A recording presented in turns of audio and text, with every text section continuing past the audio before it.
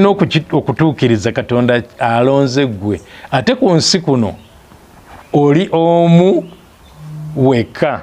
Kyentegeeza nti tuyinza okufaananya amannya, nze nyinza okufaananya amannya n'abantu abalala, naye abantu abo si yenze newankubadde nga tufaananya amannya. Nsigala nga nze ndi omu nga nabo balala. Kati Mukama bw'aba alonze nze gw'aba alonze, abatalonze bali abalala newankubadde nga tusobola okubeera nga tufaananya amannya. Kakati Mukama alonze gwe okumuzimbira ennyumba.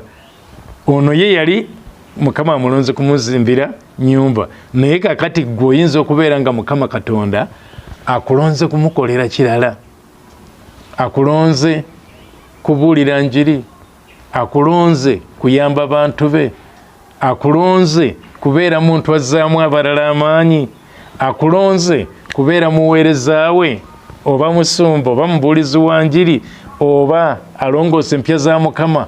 Ebintu bingi nga Mukama Katonda bw'atuwa okuyita n'okulondebwa okw'enjawulo, naye kikulu kumanya kiki Mukama ky'ayagala nkole, n'enfuba okubeera nga nkituukiriza.